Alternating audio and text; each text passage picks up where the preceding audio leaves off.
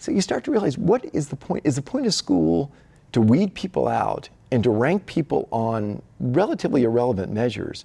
Or is the purpose of school to help every individual, every child develop their full potential? I think right now, in American education, this is not a Hawaii statement, but a 50-state statement, the purpose of school is to rank kids' potential on a very artificial, limited measure that gives outsized advantage to the affluent. And we have to do better than that. He's on a personal crusade to bring about change to the American school system. Ex-venture capitalist turned champion of education reinvention. Ted Dintersmith, next on Long Story Short. Long Story Short with Leslie Wilcox is Hawaii's first weekly television program produced and broadcast in high definition. Aloha mai kako, I'm Leslie Wilcox. After a career as a highly successful venture capitalist, Ted Dintersmith of Virginia found a new calling as a crusader and philanthropist committed to seeing the reinvention of our education system.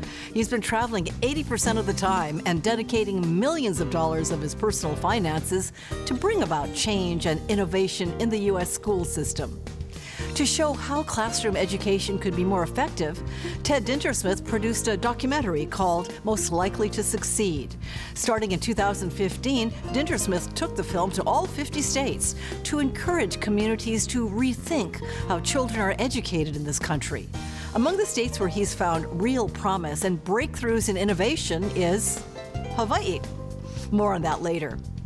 Ted Dintersmith grew up in a small town just 20 miles from Washington, D.C., but the family wasn't much interested in the political scene. The family struggled to make ends meet with blue-collar wages.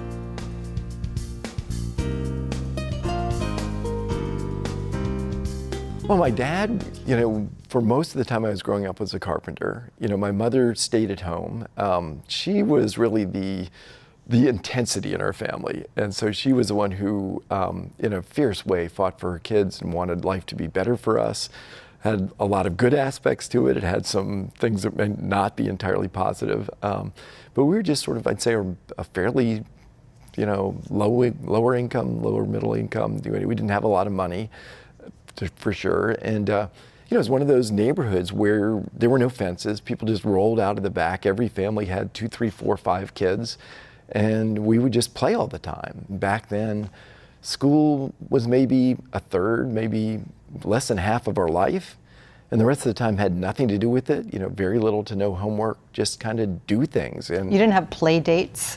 No, it was like, it was just random. And you realize the incredible value of growing up in a situation where you just are given that kind of space to go figure out yourself. You learned something about your father after you grew up, and it made all the difference in understanding him. So my dad was in World War II, and he enlisted in the Navy before he was 18 years old. So didn't finish high school. And within a month or two, he was on a destroyer in the Pacific Rim, and he went through 6 combat exchanges, all the big, the really bad. When people blew up around him, he came close to dying multiple times, but you name a major, Pacific Rim exchange in that window, he was in it and affected. And at number 6, something happened. I obviously wasn't there. And he was discharged with a partial nervous breakdown. What was the battle?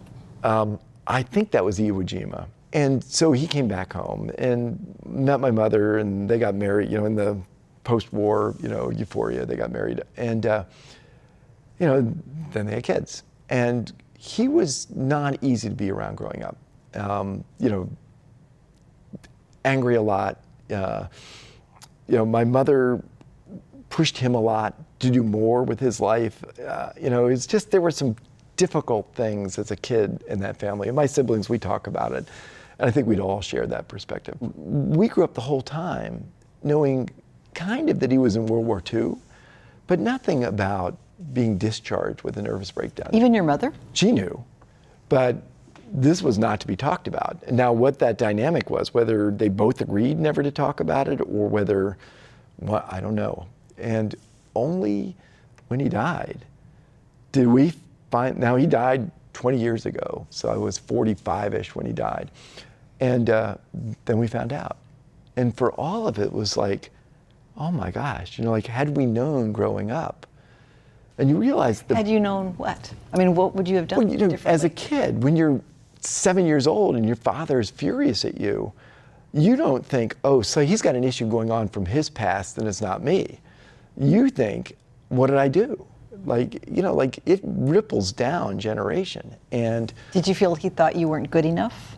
I think I probably felt that at some level. I certainly felt enormous pressure to do well on behalf of the family. And I felt, reluctant. It's like always feeling so nervous around the house because you never knew what would Was he trigger violent something. as well as Never his hit, fury? nothing ever physical. Your father, you say, was a carpenter, and I believe your grandfather was a bricklayer. He was. Were you expected to follow in the family tradition of blue-collar work? Well, no. And I actually speak about this a lot because I think we underestimate the power of learning by doing. We underestimate and don't give kids a chance to do more. My vintage was vocational education or career and technical education. So I actually today have sort of come full circle. But when I was growing up, my mother was crystal clear. All of her kids were going to college, period. And in those years, right, college was kind of an equalizer. I mean, my college tuition senior year, so I went to a public college in Virginia, for the entire year, the tuition was $250. Not for an hour, not for a course, not for a quarter semester, $250. I mean, I could make that much money easily in the summer, minimum wage. I bagged groceries in a grocery store. Today it's totally a different story. But for my mother, that was really an important value. What and we about all your did dad? go. Did he want you to go to college? Honestly, in our family, with our dynamic, my father wanted what my mother wanted. There was pretty clear. It was pretty clear who the CEO of our family was, and it was my mother. No question about it. So you went to college I and did. majored in? I majored in, which people will say, he must be a Gemini. I majored in physics and English, and I did. And I am a fierce advocate for the liberal arts. Those are great vehicles for developing the skills and the mindsets that help you later in life. I often tell people that majoring in English helped me a lot more in a career in business and technology than the physics ever did. Well, what did you do after attending your college? I got into a graduate program in physics at Stanford. I said, don't know if I'm really going to want to stay in physics, but California, that sounds pretty good. And they have a lot of different things, so it would give me different options. Best decision I ever made. And I got there, and I'd say within a month, I said, these people that I'm in graduate school with are way smarter than I am in physics and far more interested than I am in physics. That's not a good leading indicator. And I just said, I'm going to be a mediocre physicist if I stay here. Then I started just meeting and talking to other people. I found this different program that was, for me, very interesting. There was sort of math modeling, applied math to real problems. Switched into that, got my PhD there. And I was just happened to be in Silicon Valley where every month or two, a new building would pop up for Intel or Apple or, all these companies, many of which have disappeared at this point. And I just kind of said, this high-tech stuff sounds interesting. Like, maybe I should do that. Ted Dintersmith of Virginia pursued his interest in high tech and was hired at Analog Devices, a company at the forefront of the digital revolution. In 1981, he made the move from Palo Alto, California to Boston, Massachusetts. And at age 32, Dintersmith became the general manager of one of the company's businesses. But I was miserable, and I wasn't good at managing people, and I didn't like it, and and just sort of and I did it for 3.5 years, and I finally just said, I just can't do this anymore, and that's how I ended up in venture capital. But that's not a natural. How did you end up in venture capital? So when I left this bigger company, when I joined them, they were pretty small, Analog Devices, and they just got bigger and bigger. I had some ideas to start a business, and then somebody said, then if you're going to start something new, you ought to talk to these people in Boston called venture capitalists. And so I put together a little outline of the business and used some friends and connections and started meeting with some. And in one of the meetings, kind of like this, somebody said, you know, your business, that might be interesting, but have you ever thought about being a venture capitalist where you have a search underway to find a new associate and you've got a really good background for it? It's one of those where I said, like to myself, do I be honest and say, honestly, I don't have an idea I don't know what a venture capitalist is, I know nothing. Or do I say, which I did, you know, that's always been something I've thought about. I wasn't sure whether this was the right time, but that would be a discussion I'd like to have. It was a kind of a fake it till you make it moment? Yeah, a little bit. Trying not to say something totally dishonest. And I ended up joining this group. And, you know, as difficult and as unhappy as I was as a manager of a business, it was just a totally different world for me in venture capital. I just loved the business. It, you know, went well, and those were great years for me. So you were shaping businesses even though you hadn't really owned a business yourself? Right. Oftentimes, this is the kind of the kiss of death in venture is you fail every single time if your attitude is, I want to work with people that will listen to me and do what I tell them to do. You want to back people who know what they want to do. I mean, it's great if they listen, they should be open-minded, but I always said to people, if you don't reject 9 out of 10 of my suggestions, I've backed the wrong person. Because if I'm making a bunch of suggestions to you, somebody else is as well, and somebody else is as well. Well, talk about a judgment call on your part, because the money is big. Yeah, sometimes. And I did feel like, you know, I picked people well. I mean, if I have any claim to fame in venture, I think I did over 40 early stage, kind of 1 to 3 person startups. And I think that, I don't have these exactly, it's been a while, but 85% were successes. You know, it's an industry where if it's 1/3 that succeed at that stage, that's pretty good.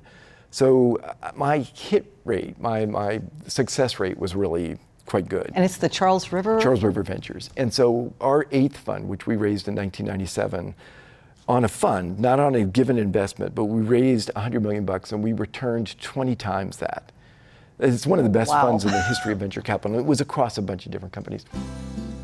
As a partner in the Boston-based firm Charles River Ventures, Ted Dintersmith became one of the most successful venture capitalists in America during the mid to late 90s, funding innovative startup companies. High risk, high reward. It was a great run. After a quarter century as a venture capitalist, Dintersmith shifted priorities.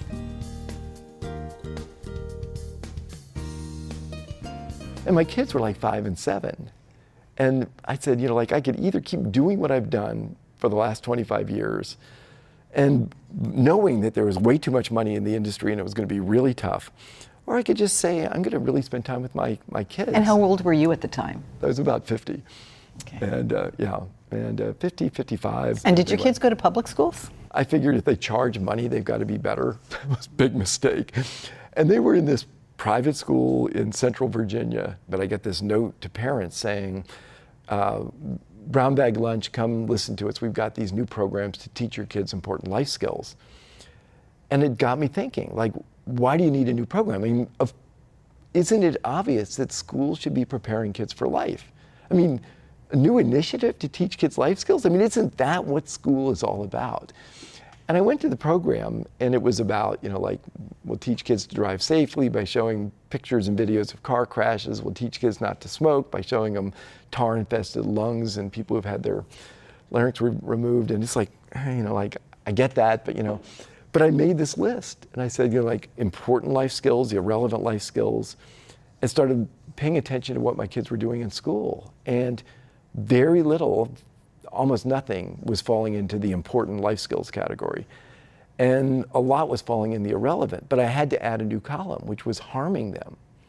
What was actually going to damage my kids going forward? Because I knew, having lived and breathed innovation, how kids need to be prepared for a world where everything's changing on a regular basis. And I knew, you know, you ask a million questions, you know, learn how to learn, think outside of the box, question everything. You know, like certain things that I just had seen over and over were the success predictors for people in these innovative companies. Not that they had to start the company, but just to be part of it and on the team and do well, you needed to have certain mindsets. And I said, these are all disappearing right in front of my eyes from my kids in this school process. And this was a school most parents thought was great, certainly was expensive. I said, whoa, this is going on in a school people think is great. What's going on in other schools? And that just sort of led to complete immersion. I wasn't feeling like they were doing good things, and I went in and met with the headmaster and sort of laid out my concerns. And to his credit, he was honest with me. He said, I agree with you completely, but if I tried to do this, my board and the parent community would fire me. And as I say, I joke, but it's not really a joke, that's when my life turned into a cause. Like a lot of the things that normal people do, certainly at a point where they could retire, I don't do anymore. And I just sort of this is the issue, and I feel it's the most important issue of our ages. Ted Dintersmith of Virginia put to use the analytical skills and out-of-the-box thinking that made him a successful venture capitalist.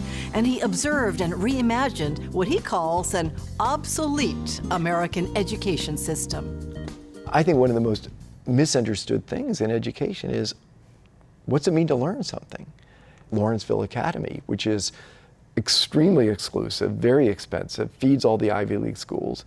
And they took kids who had done really well in courses in a year, and when they came back in the fall, they gave them a subset of their final exam questions, just the essential concepts they thought every kid had mastered. In 2 years, across all these students, the average grade went from a B+ to an F, and not one kid retained every concept that the faculty thought every kid had retained. And you start to say, the best of our best students in a school that's on most people's list of the top 20 private schools in the country, if they're not really remembering. I've heard that too from Ivy League grads who said they retained information as long as they had to. Yeah, I think the main skill that gets developed in a lot of schools is short-term memory. And we don't even give them courses on memorization techniques. A teacher in high school, in Minot, North Dakota, related to me this. He said he told his high school juniors, 1 class period a week you can work on whatever you're interested in. He said over half the kids did a Google search, what should I be interested in? And you realize it's like when I relate that anecdote to audiences, the pattern is always the same. Lots of laughter, and then it settles in. And people realize, my gosh, are we hollowing out all the passion and interest and joy from these kids, all in the sake of covering every possible smidgen of content that some committee has decided they need to know? And how did all of that happen with our school systems? Well, I think it's, the short version is, thoughtfully invented 125 years ago to prepare people for a world of routine. Worked well in manufacturing, as we went from manufacturing to paper processing and shuffling, and bureaucracies still worked well. But that was a long time ago, during the covered wagon era. Yeah, long time ago. And then I'd say over the last 20 years, we sort of made a choice. Do we, and I frame it this way, do we do things better or do we do better things? But instead of saying, let's reinvent, let's reimagine, let's do something really different that makes sense for a world where content is at your fingertips and where you've got to solve big, bold problems, instead it was a lot easier to say, test scores are flat, let's do everything we can to get test scores to go up. 5 years later, 10 years later, with No Child Left Behind, they're not budging.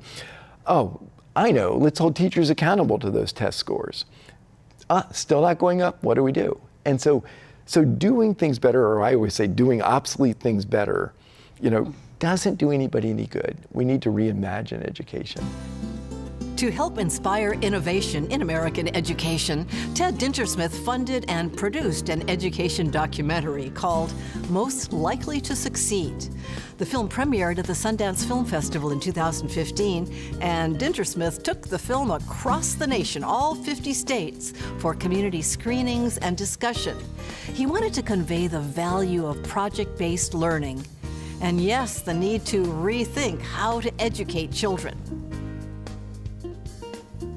I mean, after I came through this epiphany about life skills and were my kids really being prepared for life, and then saying not only are they not, they actually may be damaged through this process. It may be actually harmful. I said, I got to do something. And so I went through a process. I said, so I'm anonymous. I'm not a famous, I'm not Bill Gates. I'm like Joe Bag of Donuts. And I said, I could write a book. And, maybe somebody'd read it, but that's not, that didn't seem, I just sort of thought, and I'm telling you what you guys know so well. I mean, how do you change people's mind? Visual, something with emotion. And so So I said, this might be, it could fall flat, it could be a waste of time and money, but if we could somehow come together and produce something really remarkable, that would have a chance to sort of start changing the discussion broadly. The things I think in life that give us some of the greatest satisfaction is making something that wasn't there before. And I can't wait for that moment when it does work and I'm completely done with it. And it's like all leaves. It'll be one of the greatest moments in my life. When kids have that feeling, it's transformative for them. I made this, and everyone's coming to look at it. We filmed for 2 years, 600 hours, two cameras, and just got lucky with something that really does kind of get people energized about what could be done in school and shows them kids learning in a way that doesn't look like normal school, that they ordinarily might view as summer camp. You watch these kids and they're building things and making things and working in teams. And if I'd written about that, people would say, that sounds good. When they see it, when they see how it affects those kids, when they see teachers trusted to teach to their passions and do what they entered the profession to do, it just makes an indelible mark on the audience. And so we only do community screenings. We've done 2 here with you guys, which have been great. And we wanted to bring people together for discussion, which is... And you've had many discussions all over the country. Over 4,000 around the world, 400 in Hawaii alone. And, but it's what you guys know, right? It's what's so special about what your work is all about. It's community, it's family, it's bringing people together. In 2016, Ted Dintersmith made his first visit to Hawaii to show the film. He also met with local leaders and visited a variety of island schools. He saw a fertile field for change, and he's come back again and again. His national crusade was intensive, and he's not done yet. And so this was not just like come there and have a meeting or two. I mean, I had for 9 months, 50 states, every day from 7:30 in the morning till 10 at night, meeting after meeting after meeting after meeting, from governors to commissioners of education, but lots and lots and lots of school visits, meeting with teachers, meeting with parents, meeting with students. And out of those 50 states, you find yourself revisiting 2 states. 2 states. Would you tell us about that? The 2 states, which are very, very different states, and I'm on the plane tonight to the second one, but North Dakota and here. And for very different reasons. But North Dakota, tomorrow I'll be there, it'll be the 8th time in 2 years. And I've gone all over the state and working really closely with their governor and their superintendent of public instruction. And, we're, funding some things that they find helpful. And they're just very all in at the state level for preparing their kids for a world that's really different. And they've got a lot of things that I think are great. And I think they've got a real chance. And I did almost every town, and we had community events. But with me on all these events were either the superintendent of public instruction or the number 2, one of the top 2 or 3 from the teachers union, one of the top 2 or 3 from the Chamber of Commerce. You can go to a lot of states where those 2 people won't even be in the same city. And you bring money to the table as well as insight? I give some grants, and so I know I don't charge for anything. I mean, it's always an embarrassing thing because when I give these talks, what I know is that I'm doing it all on my own nickel, and I'm actually supporting things. And it sounds braggy to say that, but then it gets like, when you come to a North Dakota or Hawaii and you say, you guys can do amazing things, I'd hate it if people in the audience say, well, somebody must be just paying them to say that. What drew me back here, honestly, I wouldn't keep coming back if it weren't for this guy, Josh Rapoon. And he's a former educator. A former educator, and now just passionate about his state, about the heritage of this state, about what people can do, about giving these kids opportunities. So that first week was unbelievable. They did a documentary on the visit. And the reason I keep coming back here, the people here doing the innovative work in education. In Hawaii. Are the best of the best.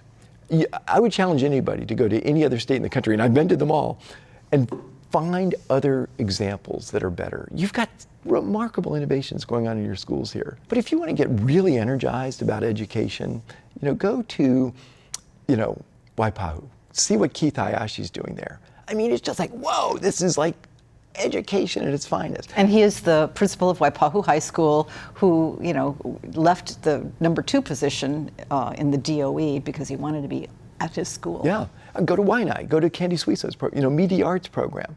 I mean, you sit there and you talk to these students, and if you ask them, what are you working on and why does this matter to you?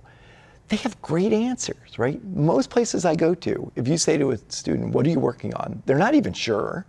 You know, you go observe a lab and you say, what are you doing? And they'll say step 3. What's more inspiring than what these kids have in this state? And so I just say, like, these people, they just care about it. So it's very, for me, it's tiring because I travel all the time, but it's inspiring. Former top venture capitalist Ted Dintersmith says he'll continue to be a change agent for education by personally funding and gathering resources for innovative learning approaches, such as those shown in his film Most Likely to Succeed. Mahalo to frequent Hawaii visitor Ted Dintersmith of Earlysville, Virginia, for sharing your story with us.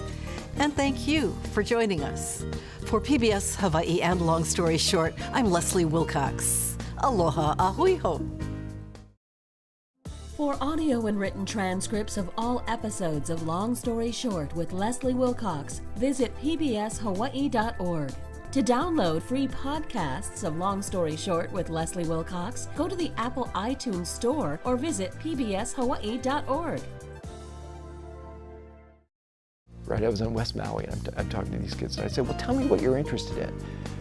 When I ask kids, even in 6th grade, that question, the question they're often hearing is, what career should I have?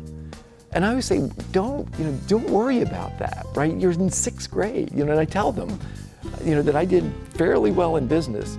And if you'd asked me at age 28 what a business was, I didn't know.